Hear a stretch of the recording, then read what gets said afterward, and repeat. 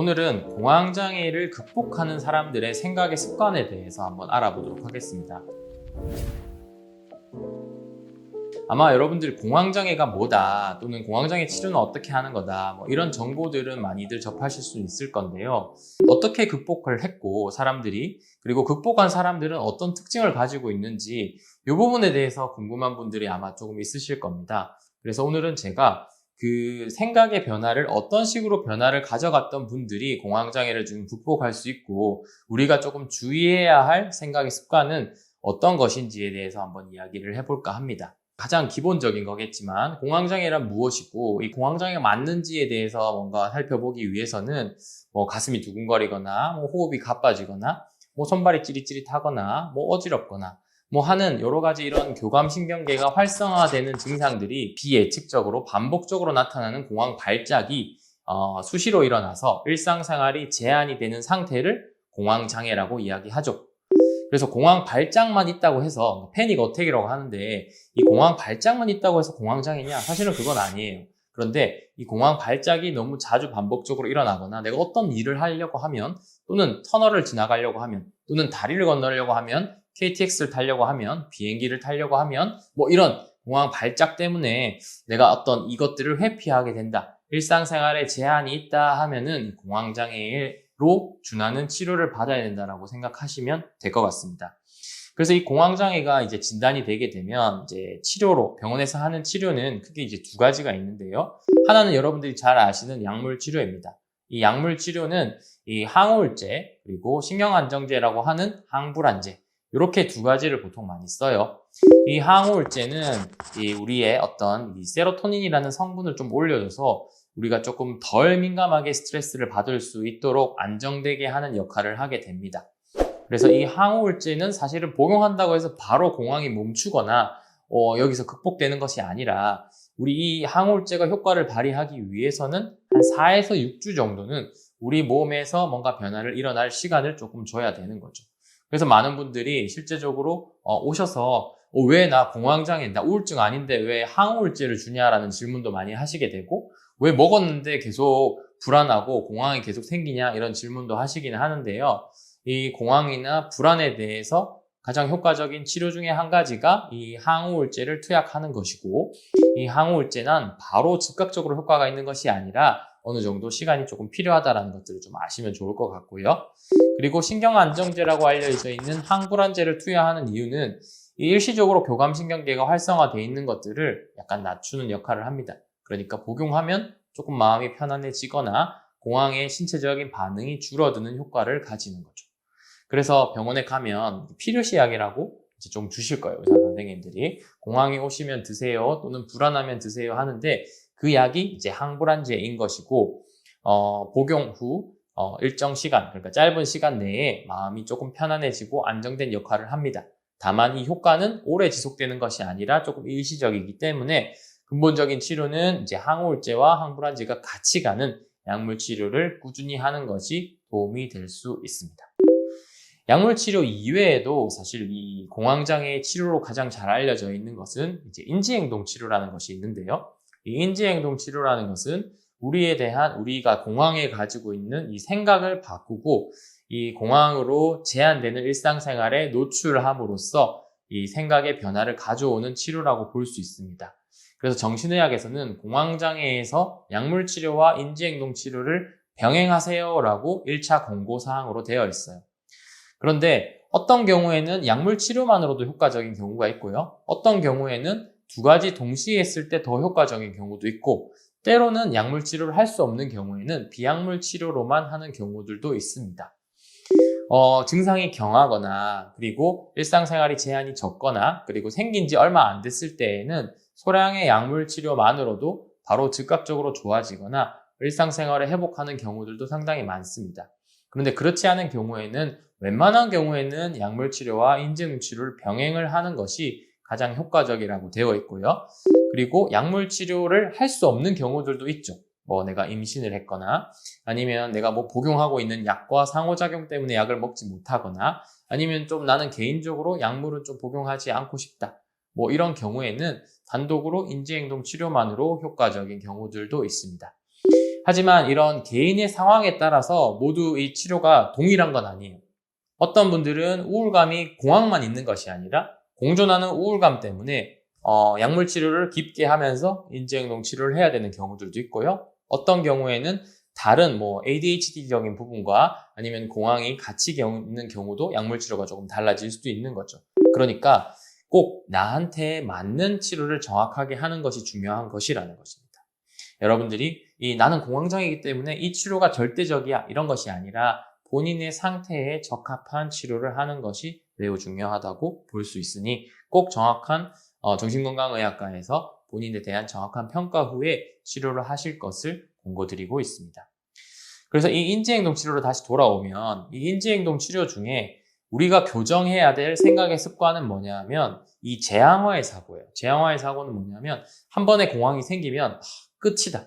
이 공황이 계속 파국적으로 증폭돼서 부정적으로 확대될 것이고 내 일상생활이 제한될 것이다. 또는 내가 비행기를 타고 있을 때 공황이 오면 나는 끝났다. 어찌할 수 없을 것이다. 내가 터널을 지나고 있을 때 공황이 발생하거나 운전을 하고 있을 때 공황이 발생되면 나는 이 활동을 영위할 수 없을 것이고 뭔가 내가 통제할 수 없는 상황으로 치닫을 것이다.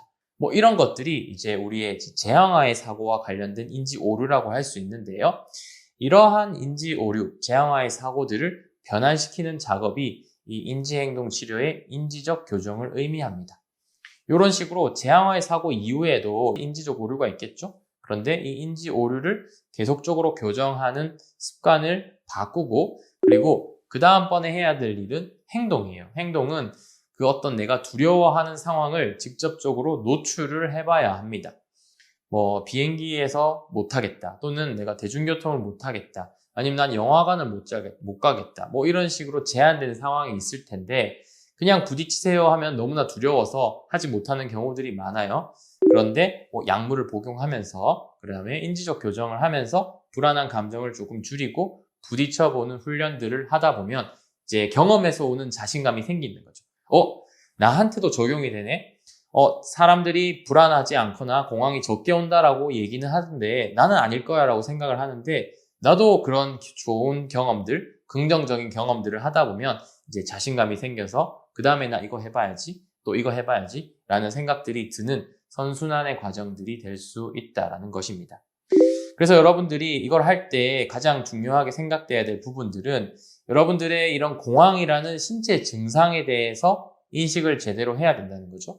공황이 생기면 끝이다. 이게 아니라 그냥 자율신경계가 활성화되었다가 일시적으로 떨어질 수 있다. 일시적으로 올라갔다가 일시적으로 떨어질 수 있는 반응이다. 그리고 내가 지금 느끼는 이 공황과 내가 지금 하려는 활동은 독립적이다. 이것도 매우 중요한 거죠.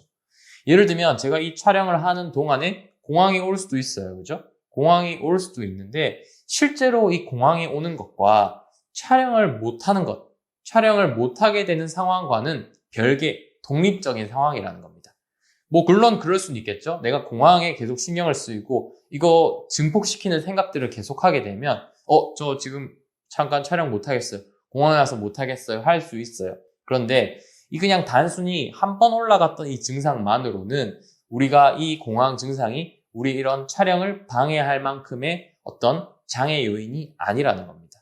그러니까 여러분들이 지금 느끼는 공황과 실제로 여러분들이 하려는 활동은 독립적이다 라는 것들을 꼭 생각해 주시기를 바랍니다. 자, 그러면 이런 공황에 대한 인지행동 치료를 디지털로 가능한가요? 이런 질문도 많이 있어요. 물론 가능하고요. 이건 1990년대부터 디지털 인지행동 치료, 공황장애의 연구가 계속되어 왔던 부분들이고 최근 들어서 이 공황장애의 이 디지털 인지행동 치료의 그런 확대되고 있는 부분은 이 VR, 가상현실을 이용한 치료입니다. 여러분들 이 가상현실이라는 거 많이 경험해 보셨을 텐데 왜 이게 필요하고 좋으냐. 여러분들 제가 진료실에서 환자분들을 만나 뵙게 되면 공황장애 인지적 교정 다 했어요. 그리고 이제 노출 훈련을 하면 되는데 실제적으로 이 바쁜 현대인들이 나 비행기 탈 때 공황이 오는 것만 불편해요. 또는 나 KTX 탈 때 이 공황이 와서 불편해요. 또는 뭔가 굳이 지금 하지 않아도 되는 일 또는 하려고 해도 시간이 많이 걸리는 활동들을 해야 된다는 거예요. 그러면 내가 우리 이 치료 기간 중에 예를 들면 한 달 안에 비행기를 탈 일이 없는데요? 라고 하면 내가 진짜 좋아진 거냐? 아니면 공황이 아직 남아있느냐? 나 아직 극복을 했느냐? 약간 애매한 경우들이 많거든요. 그럼 그런 경우에 우리가 활동을 이 VR을 통해서 직접적으로 노출을 하는 활동들을 하게 되면 어떤 감각을 느끼고 내가 어떻게 대처하는지 수없이 트레이닝을 할 수 있고, 그러다 보면은 우리가 공황을 조절해 갈 수 있는 능력을 기를 수 있다는 거죠.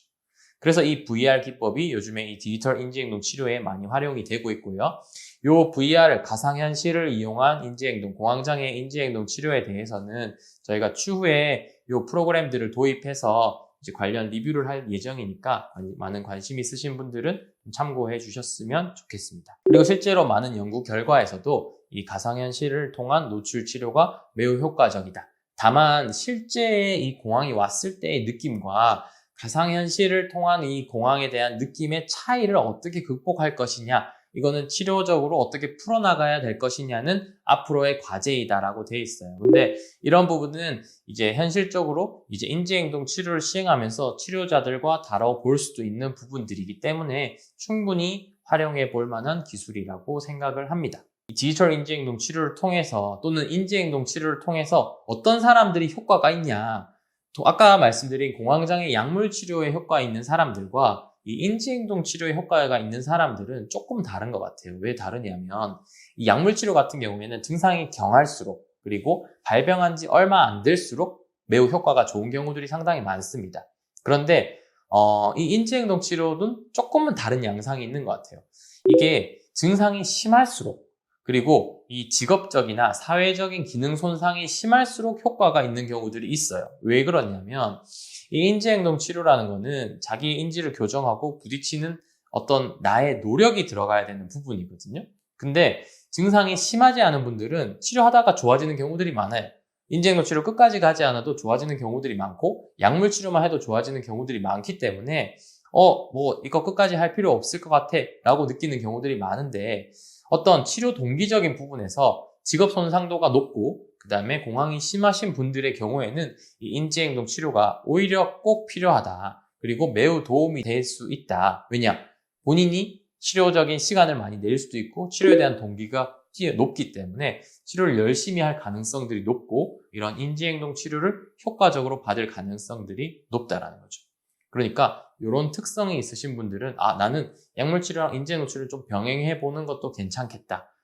반대로 얘기하면 아까 그 약물 치료에 효과적인 분들은 증상이 경하면 경할수록 오히려 약 없이 인지행동 치료 단독으로만 좋아지는 경우들도 상당히 있는 거죠. 그러니까 내 상황에 맞게 이 두 가지의 치료를 어떻게 활용할 것인가는 주치의와 함께 상의해 보시면 좋을 것 같습니다. 그리고 여러분들이 공황장애를 치료를 할 때 좀 주의해야 될 사항들이 몇 가지 있어요. 주의해야 될 사항은 금지해야 될 게 한 3가지 정도 있습니다. 술, 카페인, 담배.